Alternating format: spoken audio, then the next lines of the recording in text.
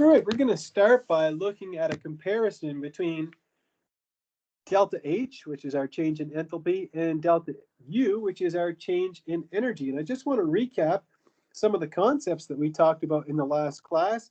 We talked about a way to rewrite the first law of thermodynamics as this. We said that the change in energy of a reaction is equal to heat plus work. But since we defined work as being negative pressure times volume, so pressure, volume, work, when let's say a gas expands against the atmosphere, well, we can substitute that into our equation, and we can say that delta U is equal to Q minus P delta V. But if we're doing a reaction at constant volume, then there's going to be no change in volume, and this will be zero. And so in that case, the change in energy is going to be equal to the heat. And we put a subscript V to say that's at constant volume.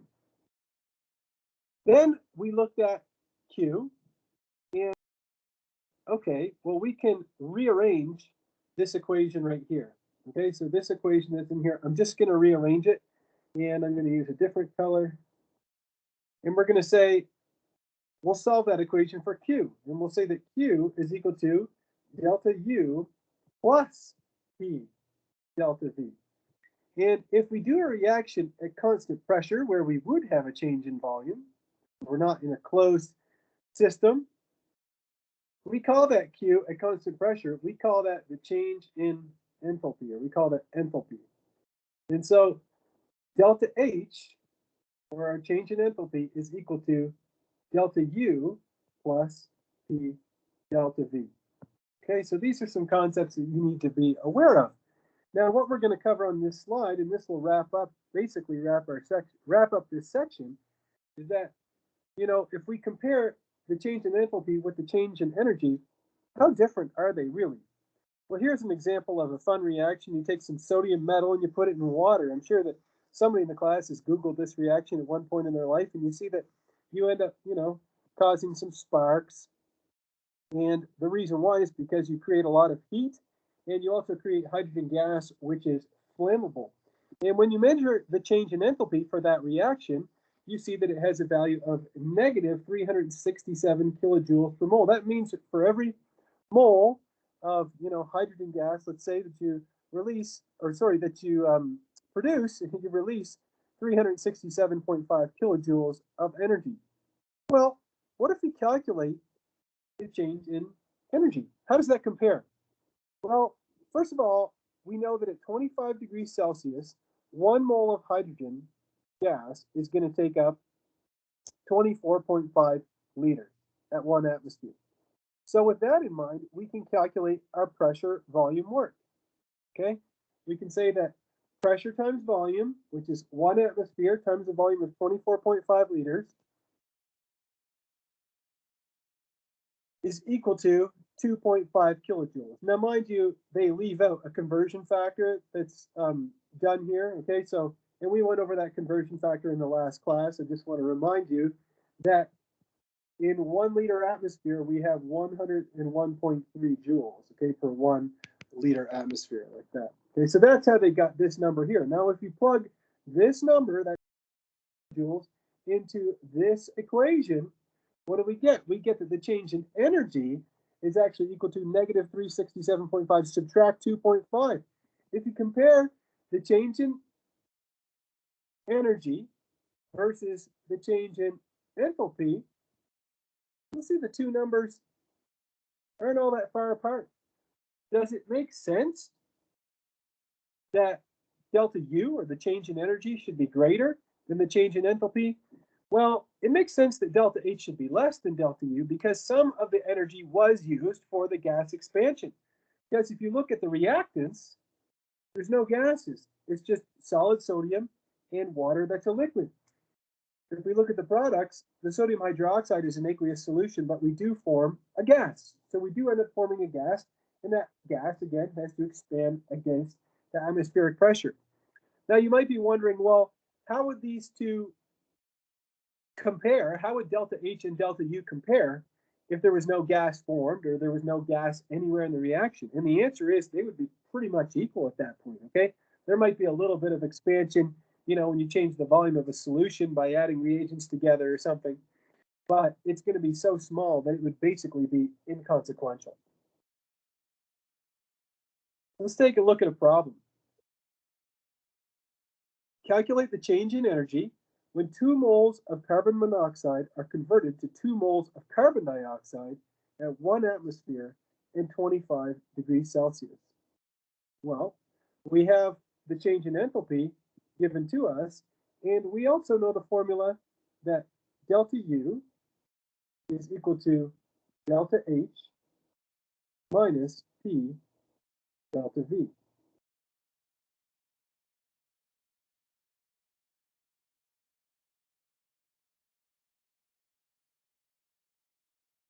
Now, we need to determine our P delta V because we've already got our delta H. We know that our pressure is equal to 1 atmosphere. Now, what's our delta V going to be? Well, let's see if we can figure that out.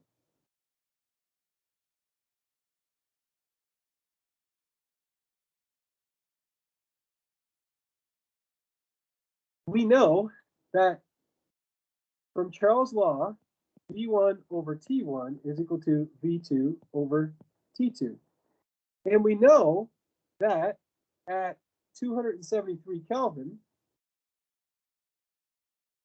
that 1 mole of a gas is going to take up 22.414 liters. So we could use a V1 of 273 Kelvin, sorry, a T1 of 273 Kelvin, and a V1 equal to 22.414 liters.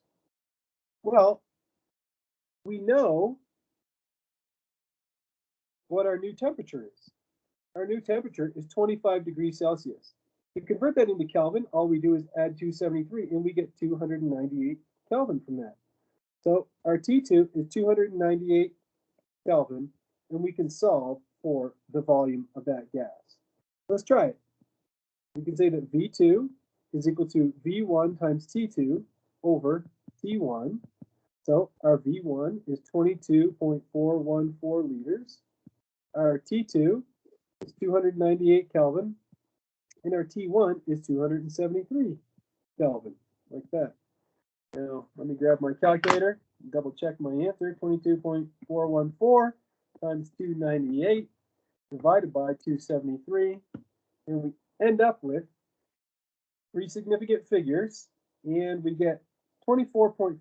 So 24.5 liters. Okay, now we have our pressure and we have our volume of our gas.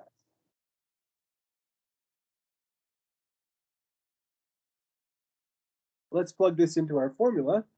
Delta U is equal to delta H, which was negative 566.0 kilojoules per mole, like that.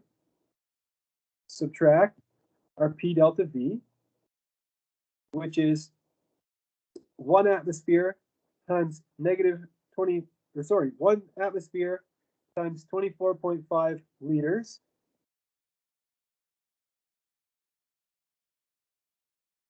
That. I'm just realizing that I should have worked this out before this part because I need to have a conversion factor in here. Let me just kind of sandwich it all into the same place because when I multiply this, I have to use that conversion factor that I had on the previous slide, which is that I have, shoot. Let me just work it out up here. So my P delta V is equal to 1 atmosphere times 24.5 liters, like that. And what would be the sign of my delta V in this case? Could anybody tell me what would be the sign of my delta V? That's something I didn't address thus far, but should it be a positive delta V or a negative delta V? starting out with 2 moles of carbon monoxide and 1 mole of oxygen, and I'm only ending up with 2 moles of carbon dioxide. So is my volume increasing or decreasing if I'm starting it with 3 moles of gas and I'm ending up with 2 moles of gas?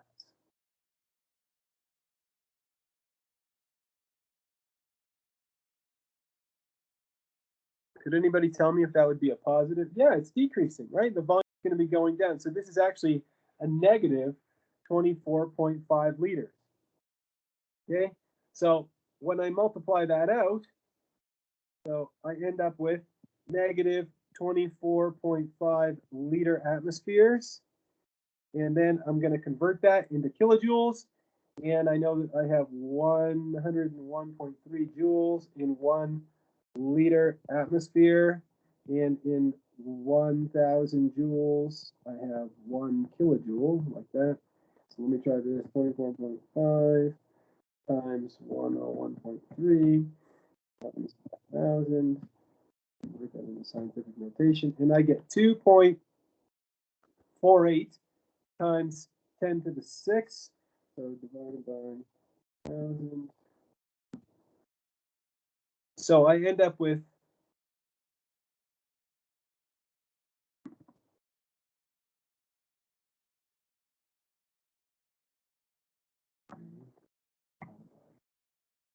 there we go. So I end up with 2.48 kilojoules. So that equals 2.48 kilojoules, like that. So it's negative, like this. And so when I plug that into my equation, delta U is equal to negative 566.0 kilojoules. Okay, subtract negative 2.48 kilojoules. I end up with negative 563.5 kilojoules per mole, like that. All right, so there you go. We've calculated the change in energy. Now, I just want to remind you that there's another way that we could solve this question. Okay, there's nothing wrong with solving the question this way, but there is a completely different way. And so I'm going to delete everything that's on this slide, and I'm going to show you another way to solve this problem. And that's because the reaction is done at constant temperature, right? We can say that if we have PV is equal to nRT, since we're dealing with gases, we know that pressure times the change in volume is going to be equal to the change in the number of moles times R, which is a constant, times our temperature, which is constant, right? Remember, we didn't change the temperature, that's constant, R is a constant, and we didn't change the pressure. So that, and based off of Avogadro's law, we know that the change in volume is going to be proportional to the change in the number of moles of gas. And so we could rewrite our formula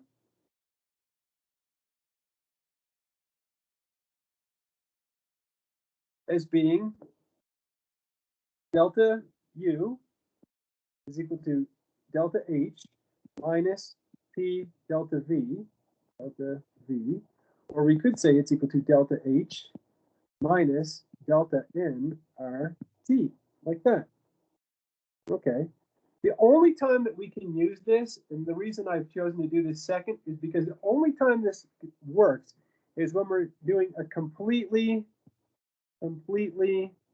gaseous reaction. Okay, so everything is in the gas phase is the only time that you would be able to apply this. So that's why I showed you using Charles' law first. Now, we can do the same thing that we did before. We could say negative 566.0 kilojoules per mole. Subtract the change in the number of moles. Well, what's my delta N going to be? Right? My delta N is going to be N final minus N initial. I end up with 2 moles of gas, but I start with 3 moles of gas. That means my delta N is going to be negative 1 moles of gas. Okay, let's plug that in. We have negative 1 mole of gas. My gas constant this time, or my R, is going to be 8.314 joules per Kelvin mole. Then I'm going to convert that into kilojoules, and I know that I have 1 kilojoule for every 1,000 joules. And my temperature is 298 Kelvin. Look at this. You can see that my moles cancel, as do my Kelvin. My joules cancel, and I'm left over with kilojoules. And so when you punch all that into your calculator, you end up with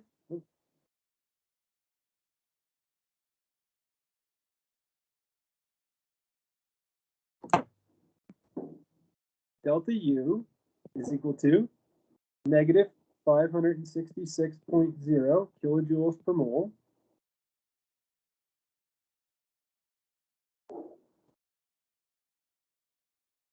subtract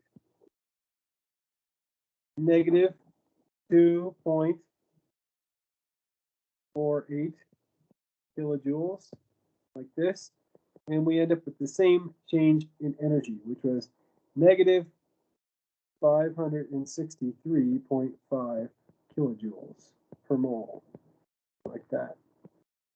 Okay, so the only time that you could, again, the only time you could apply this is when you're dealing with a reaction that is completely in the gaseous phase. All right, let's switch gears and talk about two new concepts, specific heat and heat capacity.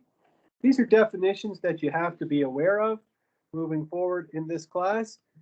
Specific heat of a substance, we use the small or lowercase letter s to represent specific heat.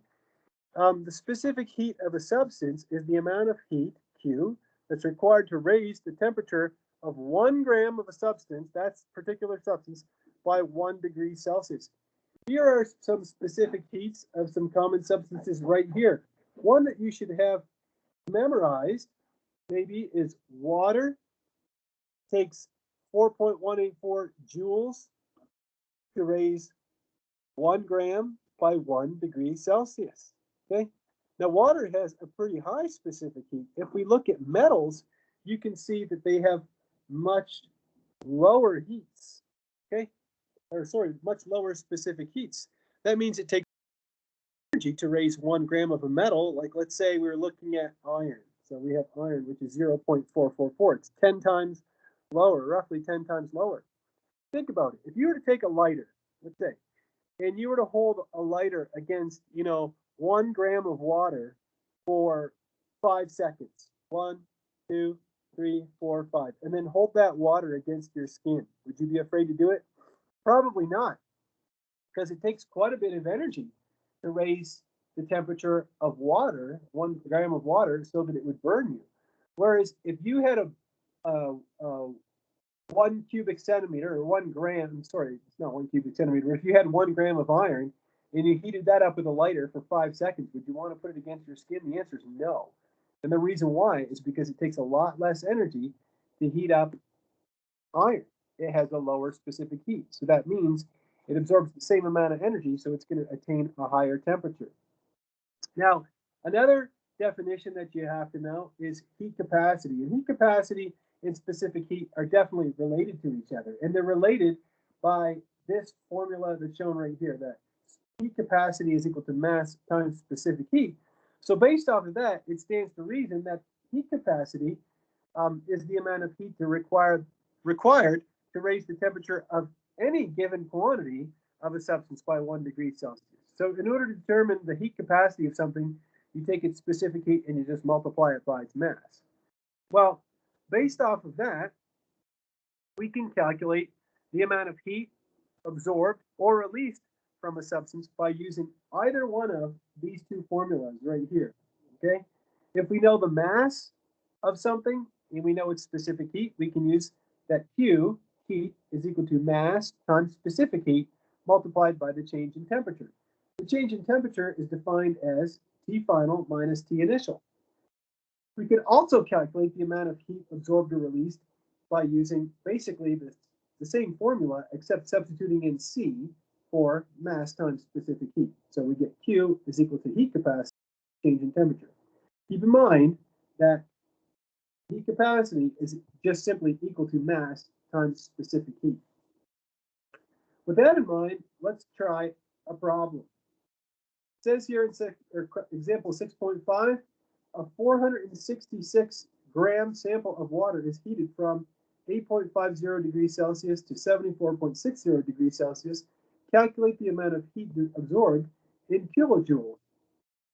Well, if we go back to the previous table, we have the specific heat for water given to us right here. We know the specific heat of water is 4.184 joules to raise 1 gram by 1 degree Celsius. Let's write that down. We know that S for H2O, for water, is equal to 4.184 joules to raise 1 gram by 1 degree Celsius. Well, we also know that the amount of heat absorbed or released is equal to mass times specific heat times change in temperature. Let's plug in some numbers. We know the mass of our sample, which is 466 grams. We know our specific heat, which is 4.184 joules per gram degrees Celsius. And we know our change in temperature. The final temperature that was attained was 74.60 degrees Celsius. And we know the initial temperature, which is 8.50 degrees Celsius. When we plug all that spinach into our calculator, you see that grams cancel, as do degrees Celsius. And we're left over with joules. Now, we should only have 3 significant figures in our final answer. And when we convert that into kilojoules, we get 129 kilojoules. And so that's the amount of energy that's required to raise 466 grams of water from 8.5 degrees to 74.60 degrees. To put that another way, the amount of heat absorbed by the water when it's warmed from 8.5 to 74.60 degrees Celsius is 129 kilojoules. Now, these two equations that we've just looked at, the amount of heat absorbed, Q is equal to ms times delta T, or Q is equal to C times delta T. So again, these are the amount of heat absorbed or released by a substance. We're going to apply those two formulas in what's called calorimetry.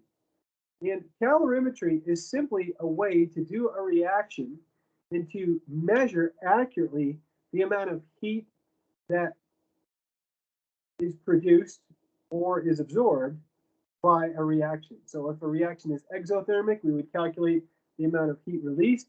And if a reaction is endothermic, we would calculate the amount of heat absorbed. And the way that we do that is using something called a calorimeter. Now, there are 2 types of calorimeters.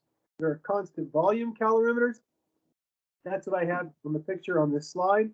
And there are constant pressure calorimeters. The calorimeters that we use in the lab in Chemistry 111, those are constant pressure calorimeters. In fact, I did a chemistry degree, and I've only used a constant volume calorimeter maybe once or twice in my life. I know I've used it at least once and maybe twice, and that was in a 3rd year, physical chemistry lab. But when you look at all the calorie measurements that are put on foodstuffs, when you go to the grocery store and you say, well, this cookie has this many calories, those calories, or that energy quantity, is measured using constant volume calorimetry. The constant volume calorimeter is quite an elaborate device. It's basically a big metal box, and inside that metal box, way inside that metal box, you have what's called a bomb. So this section here is called a bomb. It's not going to blow up or anything, but the reason they call it the bomb is because it is the bomb. No, it's because it's where you do the reaction. And usually the kind of reactions that are done in constant volume calorimeters, or what are sometimes called bomb calorimeters. So this is a bomb calorimeter. It's usually combustion reactions. So they take a little bit of a sample that can be burned, and they subject it to these ignition wires, and they burn it. And the heat from that reaction ends up dissipating into the water. So it's surrounded by a jacket of water. And that jacket of water is insulated, or the jacket that surrounds the water. Okay? So the whole idea is that all of the heat goes into the water. Well, we can measure the change in temperature using a thermometer, right? We can measure the change in temperature of the water. Now you might be wondering, well, does all of the heat go into the water? Wouldn't some of it get absorbed maybe by the walls of the bomb, and then maybe some of these walls out here, maybe those will absorb some heat as well? The answer is probably yes, okay? And so the way that we look at the whole system, the entire system, is that we say no heat can enter the the calorimeter, and no heat can leave the calorimeter. Okay, so overall, if we add up, let's say we're dealing with an exothermic reaction. If we add up the amount of heat absorbed by the water and the amount that's absorbed by the bomb, plus the amount that's released by the reaction, overall, we should end up with 0, right? Because no heat is going to enter or leave, okay? So there should be no change in the heat overall. Well, we can rearrange this formula to say the amount of heat from the reaction is equal to the amount of heat that's absorbed by the water and the calorimeter. But you can't measure the amount of heat released by a reaction directly, but you can measure the amount of heat that's absorbed by the water and by the bomb calorimeter. Now, the way that you would calculate the Q for the water is to use the mass of the water, which you could measure based off of the volume of the water and its density, times the specific heat that we just looked at on the last slide, multiplied by delta T. The way you would calculate the amount of heat absorbed by the bomb calorimeter itself is you would actually take the change in temperature and multiply that by the heat capacity of the bomb calorimeter itself. Now, this would have to be measured beforehand, okay? So measured beforehand, okay? Before you would, be able to calculate the Q of your reaction, the heat released by an exothermic reaction, let's say. So for the students who are in Group A that did Lab 4 the other night, we did a calorimetry experiment where we were trying to measure the heat of neutralization of hydrochloric acid and sodium hydroxide, let's say, or nitric acid and sodium hydroxide. And the first thing you had to do was actually measure the heat capacity of the calorimeter. Okay, and so that is why we have to have that calculated ahead of time, because again, some of that heat is not going to go into the water, some of it will go into the bomb calorimeter. Now, I told you earlier on, we said that the change in energy of a reaction that's at constant volume is equal to the heat. And I also told you that the heat does not equal to the change in enthalpy at constant volume, right? But for all intents and purposes in this class, the change in enthalpy in a constant volume calorimeter will be pretty much or very close to the heat that's produced by the reaction. Let's take a look at an example. Probably don't have enough room to solve this problem on here, but I'll give it a shot. It says you take 1.453 grams of naphthalene, which is essentially mothballs, and you burn it in a constant volume bomb calorimeter. When you do that, the temperature of the water goes up from 20.28 degrees Celsius. This is our initial temperature, and it attains a final temperature of 25.95 degrees Celsius. It tells us that the heat capacity of the bomb plus the water is 10.7 kilojoules per degree Celsius. Calculate the heat of combustion of the naphthalene on a molar basis. That is, find the molar heat of combustion. Well, we can figure out the heat that's released from this 1.453 grams of naphthalene, and since we've been given the molecular formula, after that, we can calculate the molar heat of combustion. Let's start by simply calculating the amount of heat that's released upon the combustion of this 1.453 grams of naphthalene. Now remember, the heat that's released by the reaction is going to be equal to the heat that's absorbed by the calorimeter. And we can calculate the heat of the calorimeter as being the heat capacity of the calorimeter times the change in temperature? Let's figure that out. Well, the change in temperature is going to be 25.95 degrees Celsius, subtract 20.28 degrees Celsius.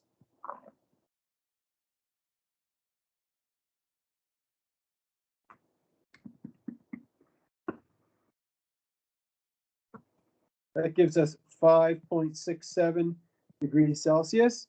And we already have our heat capacity, so we can plug in the numbers. 10.7 kilojoules per degree Celsius multiplied by 5.67 degrees Celsius. You can see that the temperature units cancel out, and we end up with the heat that was absorbed by our calorimeter as being 10.7 multiplied by 5.67, which gives us 60.7. 60.7 kilojoules.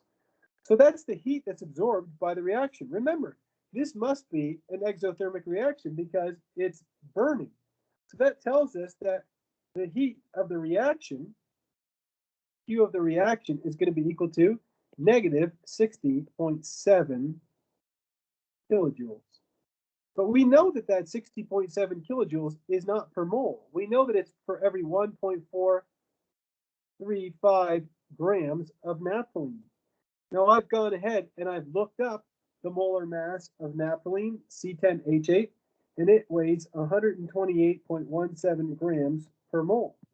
So now we can use that conversion factor that in 128.17 grams of naphthalene, we have 1 mole of naphthalene.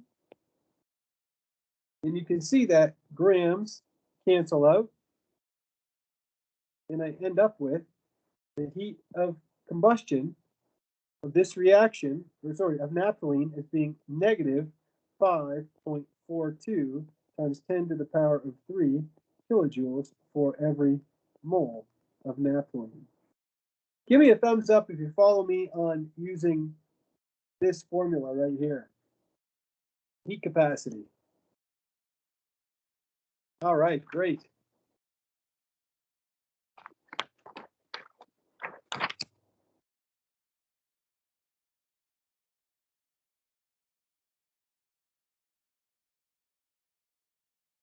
Now, as I told you before, those values for calories that you see in the grocery store that is basically on any kind of food that you buy nowadays, even if it's just a little candy bar, you're going to see the number of calories that are in there. If you measure the amount of heat that's released from the combustion of C6H12O6, this is glucose, you can see that it gives off quite a bit of energy. Negative 2,801 kilojoules per mole. Now you might be wondering, what's the relationship between joules and calories? In 4.184 joules, we have 1 calorie. That's a little calorie. The calories that you see at the grocery store are on food. Okay, so you could call these food calories. What you see, again, on a label is a big C calorie. Okay, little C calorie, big C calorie, 2 different things, because in 1 big C calorie, there's 1,000 little calories. And so in 1 big C calorie, we have 4,184 joules. If you look at the fuel values of some different foods, I just copied and pasted this directly out of our textbook.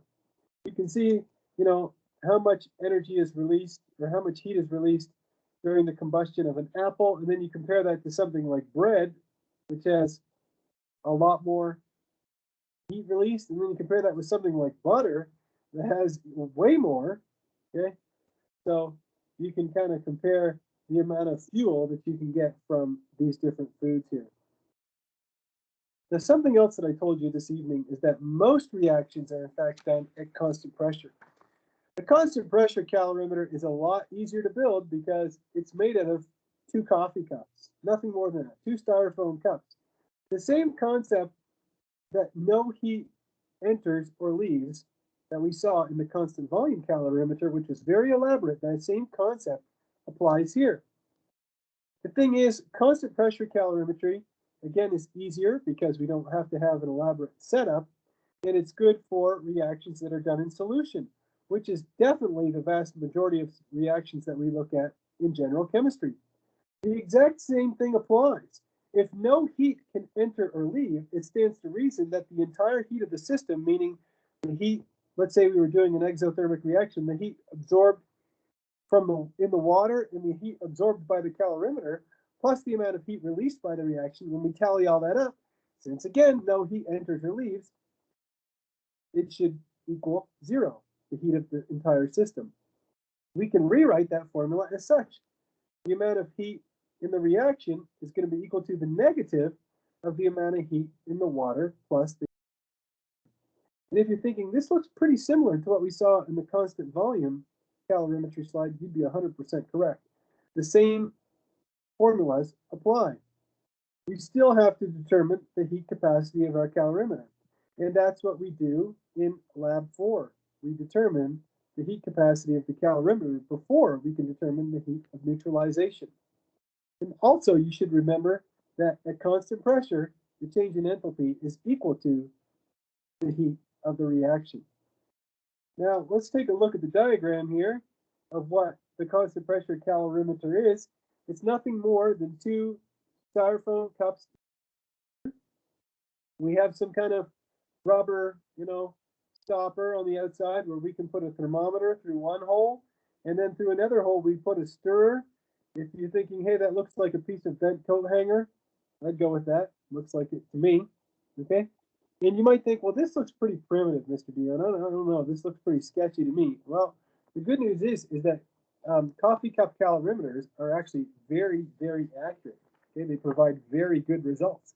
And that's why they're so good to use in the undergraduate lab. They don't cost a lot of money, and they're very effective. Let's try a problem that would involve constant pressure calorimetry. So using one of those coffee cup calorimeters. Let's say we have a little pellet of lead that has a mass of 26.47, and it's at a temperature of 89.98 degrees Celsius. Well, how would you get it up to 89.98? My guess is that you would probably take it and put it in some really hot water, okay, just so that it attains that temperature. And then you take it very quickly and you put it in a constant pressure calorimeter with 100 mils of water in it. Tells us that we can ignore the heat capacity of the calorimeter, and it tells us that the water, the 100 mils of water, raises in temperature from 22.5 to 23.17. Does that make sense? Right? You think about it. I mean, the pellet is losing a lot of heat, but the water's only going up by a little bit. Does that make sense? Well, let's back up a little bit here. We back up a few slides and we look at specific heats, and we compare the specific heat of water and lead. You'll see that the specific heat of water is much, much, much higher than that of lead. They have very different specific heats.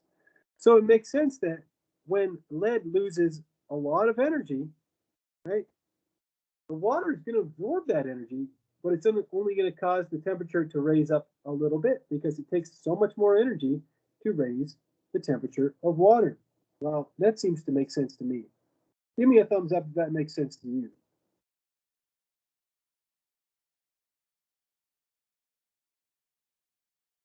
Okay, good. All right, well then we know that the heat gained by the water is going to be equal to the negative of the heat of the lead pellet. Another way we could say that is that the heat gained by the water is equal to the heat lost by the pellet. Yeah. Okay. The reason I put a negative sign by the lead is because it's losing heat, and I leave the water as being positive because it's gaining heat. Well, if we take these two formulas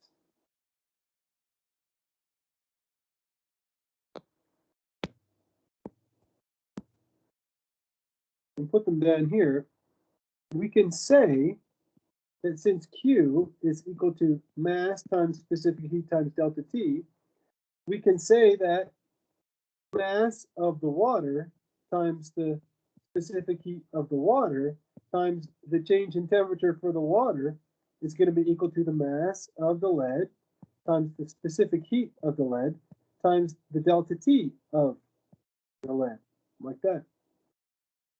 Let's plug in some numbers and see if we can figure out what the specific heat of the lead pellet is. Now, we already know what it is because we looked it up in the table, but we're going to see if we can calculate and see how accurately we can measure or determine the specific heat of the lead from this experiment.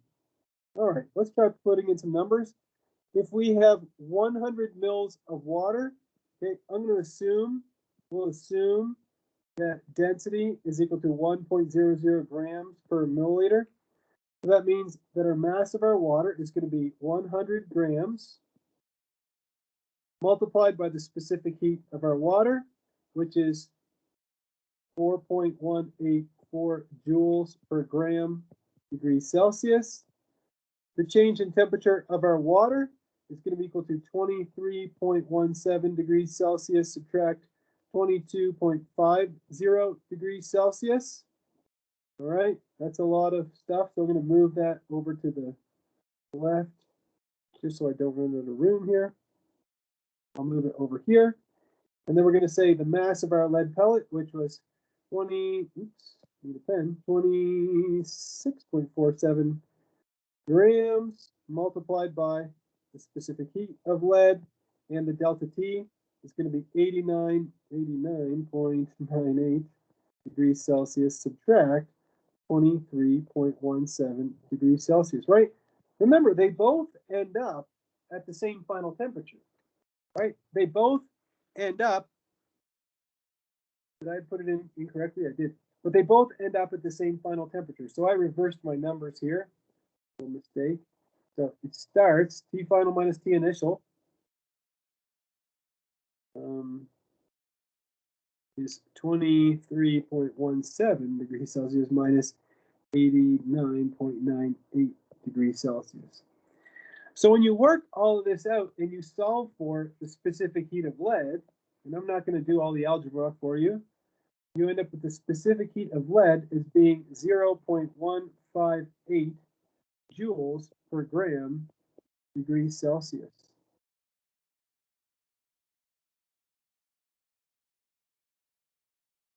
If we back up in our slides, we can see that the accepted heat capacity, specific heat of lead is 0.158 joules per gram degrees Celsius. There you have it, folks. All right, give me a thumbs up if you think you can solve that problem on an exam. The amount of heat gained by the water is going to be the amount of heat lost by the lead pellet. The two main equations that we've looked at tonight that you have to know are Q is equal to M times S times delta T,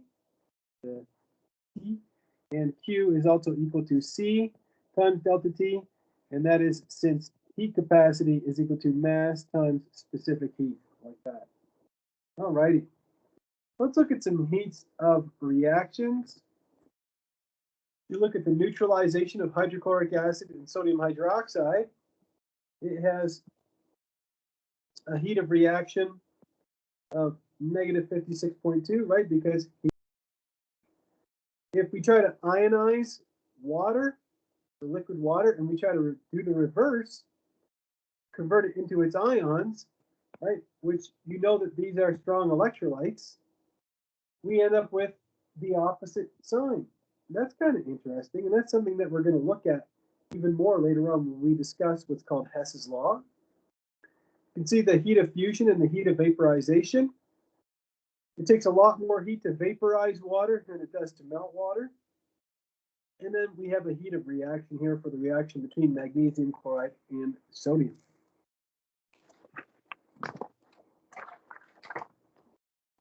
Let's try another problem. Example 6.8.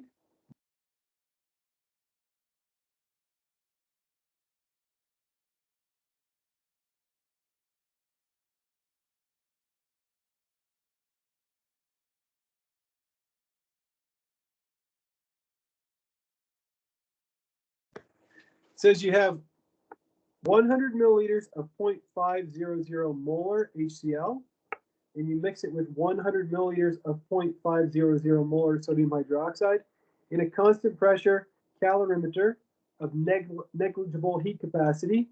The initial temperature of both solutions is the same. They're both at 22.5 degrees Celsius, so room temperature. And when you mix them together, you find that they make some heat, right? You end up with a final temperature of 25.86 degrees Celsius. Calculate the heat change for the neutralization reaction on a molar basis. And we're going to assume that the densities and the specific heats are the same as that for water. Okay, well, we know that this is an exothermic reaction. Let's write that down. Reaction is exothermic. Right? How do we know that? Because the temperature of the water increased, right? Well, if we want to figure out the heat change for the neutralization reaction on a molar basis, what we're trying to figure out is we want to figure out the change in Q for the neutralization reaction. Now, we can calculate the Q of the solution when we mix those two together. And we know that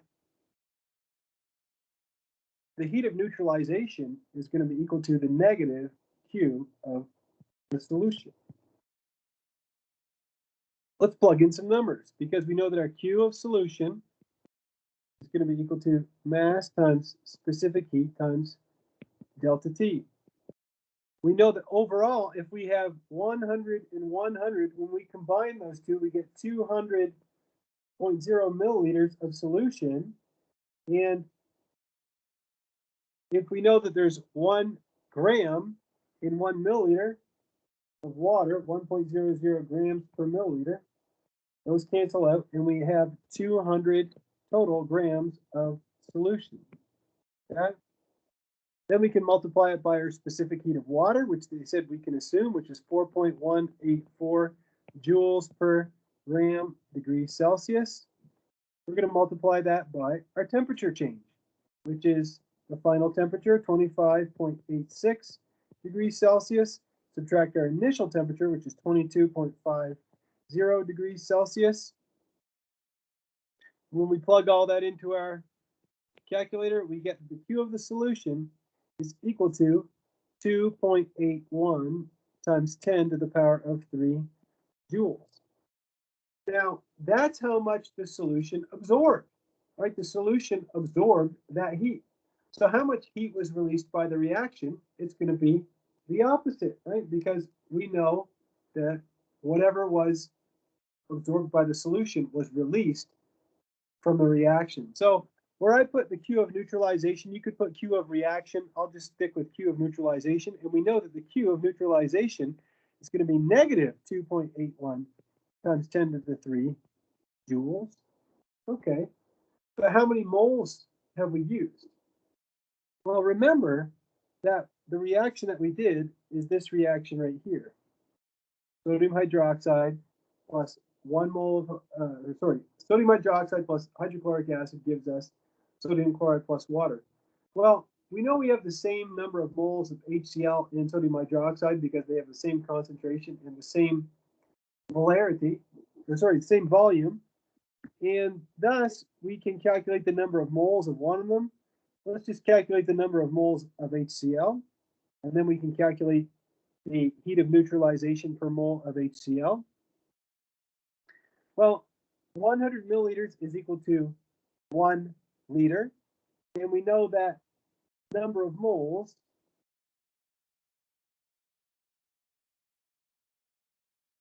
is going to be equal to the volume times the molarity. So we have our volume, which is 0.1000 liters, times our molarity, which is 0.500 moles per liter. Liters cancel out, and we end up with the number of moles as being 0.0500 moles.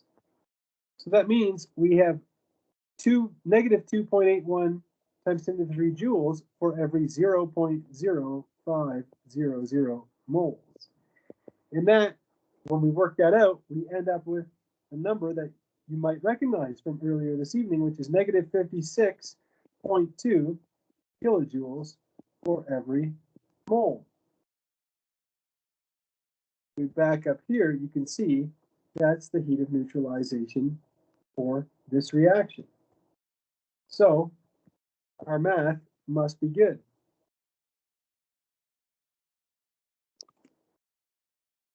Let's switch gears now and talk about something called the enthalpy of formation. You might have noticed that there's no way for us to directly measure the absolute enthalpy of a particular substance. Okay, there's no gauge that we can use to simply, examine a substance and measure its absolute enthalpy. So does that mean I have to measure the enthalpy change for every reaction of interest? Well, what we do is we establish an arbitrary scale with a standard enthalpy, which we call the heat of formation, and we use that as a reference point for all enthalpy expressions. The example that they use for the standard enthalpy of formation in our textbook is, let's say you're looking at the height of two mountains. We measure the height of Pikes Peak as being around 14,000 feet above sea level. Well, let's say there was another mountain next to it that was 12,000 feet above sea level. It wouldn't matter where we measured the heights of the mountains from, the difference in their heights would always be 2,000 feet. So the standard enthalpy of formation, delta HF naught, the naught is at standard conditions, and F stands for formation, is the heat of change that results when 1 mole of a compound is formed from its elements at a pressure of 1 atmosphere. Now you might be wondering about the elements. Well, the standard enthalpy of formation for any element in its most stable form is 0. Say, for example, oxygen, the heat of formation of oxygen, its most stable form is O2, which is going to end up with the standard heat of formation of 0 kilojoules per mole. Now, there's another form of oxygen, which we call an allotrope of oxygen, and that's ozone. Ozone is not the most stable form of oxygen, and so it actually does have a delta H of formation, which is shown here, 142 kilojoules per mole. The same thing applies to graphite. The same thing applies to carbon. The most stable form of carbon is graphite. Its heat of formation is 0 kilojoules per mole. And the heat of formation of an allotrope of carbon, which is diamond, is 1.90 kilojoules per mole. Now that we've got those ones under our belt, we can look at some other standard enthalpies of formation. Again, if you look at an element in its pure form, like let's say if we look at silver, silver is a solid at room temperature. So its heat of formation or standard enthalpy of formation is going to be 0. What about aluminum? It's a solid at room temperature. Same thing applies. What if we look at bromine? Bromine is a liquid at room temperature. And so its standard enthalpy of formation is 0. If we look at some of these other compounds, or some of these other compounds like aluminum oxide, its standard enthalpy of formation is not 0, and that's because it's a combination of elements. Some other ones that you might not be familiar with are sulfur. So there's 2 forms of sulfur, rhombic and monoclinic, and you can see that rhombic is the most stable form. Anyhow, with that in mind, you don't have to memorize any of these at all, but you have to know how to use them. The standard enthalpy of a reaction can be calculated as such, where if we have A number of moles of A plus B number of moles of B, which produces C number of moles of C plus D number of moles of D, we can calculate the delta H, or the change in enthalpy for the reaction at 1 atmosphere as such. Where we take the sum of the changes in enthalpy for the products and we subtract it from the sum of the change in enthalpies of the reactants. That's what these big signs here. This just means the sum of. Okay, not SOME sum, but the SUM, the sum, if you add them all together. And so Hess's law states that when reactants are converted to products, the change in enthalpy, whether the reaction takes place in one step or a series of steps. Enthalpy is a state function. It doesn't matter how you get there, only where you start and where you end. Now that might be a lot to chew on, so let me show you a diagram that might help you understand the concept that we just looked at. Hess's law. If I look at this reaction here, if I take graphite and I combust it in the presence of oxygen, I end up forming carbon dioxide. Okay, if I go and I burn it and I convert it to carbon dioxide, it ends up releasing negative 393.5 kilojoules per mole. So I'll put a tally here for delta H naught. And the delta H of this reaction is negative 393.5 kilojoules per mole. Instead of doing that reaction in one fell swoop, you can actually do it in two steps. You could first take graphite and oxygen and combine them, produce carbon monoxide and half a mole of oxygen. That's the reaction that's shown right here. And it's the reaction that's shown right here. When you do that reaction, you end up releasing negative 100 or you released 110.5 kilojoules per mole. Once you've made that carbon monoxide and oxygen, once you've made the carbon monoxide, you can combine it with oxygen in order to form more carbon dioxide. That reaction is shown right here, and it releases 283.0 kilojoules per mole. Now notice something interesting here. If you add these two reactions together, you can see that carbon monoxide is in the products of the first reaction and is a reactant in the second one. You can see that you have half a mole in both sets of reactants. So if we add 1/2 and 1/2, we get 1 mole of oxygen. So overall, we have graphite plus 1 mole of oxygen produces carbon dioxide. And we have a change in enthalpy of negative 393.5. Now those two reactions that I just talked about adding to get this reaction, if you tally up negative 10.5 and you subtract 283.0, you get 393.5. And so this shows us that enthalpy is a state function. No matter what the pathway is, as long as you end up at the same place, your change in enthalpy is going to be the same. And so this is Hess's law, where we can add two or more reactions together. As long as they produce the net reaction that we're looking for, we can tally up their changes in enthalpy to produce the change in enthalpy of the net equation. With that in mind, let's take a look at a question. It says, calculate the standard enthalpy of the formation of acetylene from its elements.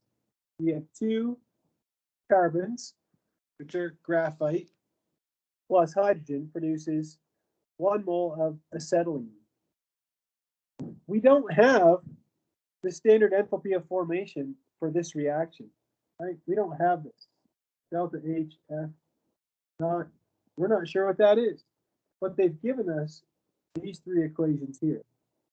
You can see that we have acetylene, we also have graphite, and we see hydrogen here. Can we manipulate these reactions in such a way that we could obtain this reaction? Take a look. In order to be able to manipulate those reactions, I have to tell you a couple of rules. Oh, I noticed that this is cut off, which is kind of annoying, so I'll just put the 2 carbons over here. This is the reaction we're looking for, okay? We want to make that reaction. The only place I see graphite in all of these reactions is in reaction A, but there's only one mole of graphite. If I want 2 moles of graphite, I'm going to have to multiply that entire equation by 2, so that I would have 2 moles of carbon graphite, a graph like that, plus 2 moles of oxygen gas produces 2 moles of carbon dioxide gas.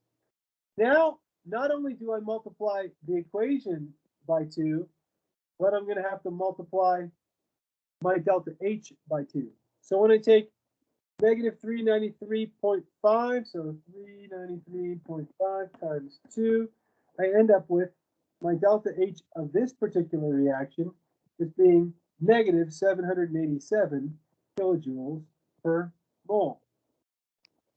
Now what else? We have our product, acetylene, which is only shown in this reaction, but there's 2 moles of it. That tells me that I need to not only make the acetylene a product instead of a reactant, but I also need to divide the reaction in half. So that means that not only am I going to be dividing the reaction in half, I'm going to reverse the sign.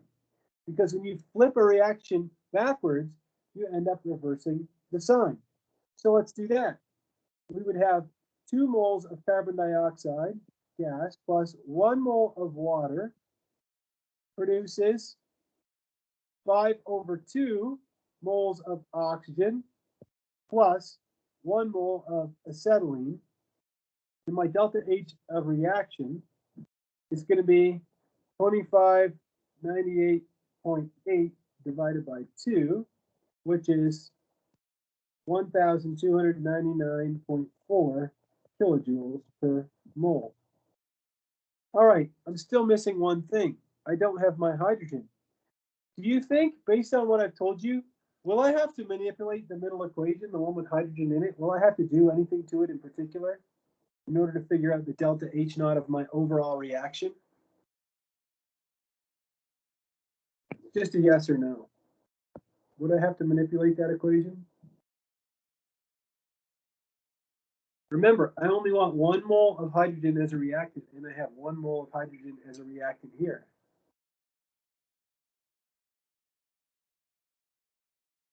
Anybody have an idea?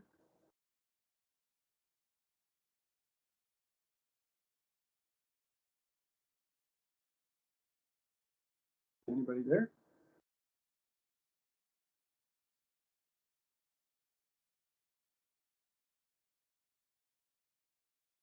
Okay. Whew. I was worried there, Chris. Okay. Well, if you're unsure, let me show you. The answer is no. You don't have to manipulate that equation because you need to tally up all 3 of these reactions so that you end up with this overall reaction. If we need to have 1 mole of hydrogen as a reactant, and this is the only place we find hydrogen, then we can't manipulate that equation. We have to leave it as it is. So we're going to have 1 mole of hydrogen gas plus 1/2 of O2, which is going to produce 1 mole of water, like that. So our delta H naught of reaction is going to be negative 285.8 kilojoules per mole. Now look what happens when we tally all these reactions up. If I did it correctly. We have our water canceling out, because I have water as a reactant here and I have water as a product here. My carbon dioxide, I have 2 moles of carbon dioxide, 2 moles of carbon dioxide here. That cancels out.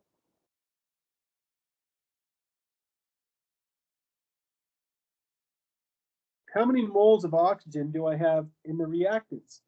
I have 2.5. Well, if I have 2.5, 5/2 just happens to be 2.5. So I can cancel all those out. What am I left over with? I've got my graphite, 2 moles, plus 1 mole of hydrogen produces 1 mole of acetylene. Right, this is what I end up with. 2 carbon graphite plus hydrogen gives us 1 mole of acetylene gas. Now I can tally up all of those delta H's. I get negative 787 plus 1299.4, subtract 285.8, and I end up with my delta H of this reaction, which is 226.6 kilojoules per mole. And that's the answer. So what are the rules that we saw in this problem?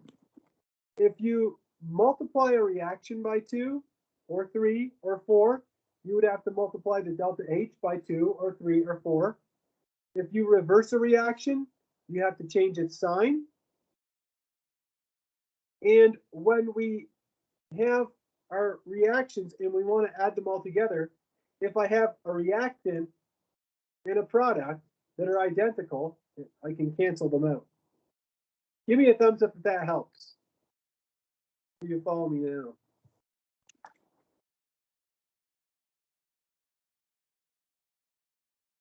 All right, good. It's 6:09. I didn't realize it was that late. Who wants to take a short break? Anyone? No one? Everybody's just so into it.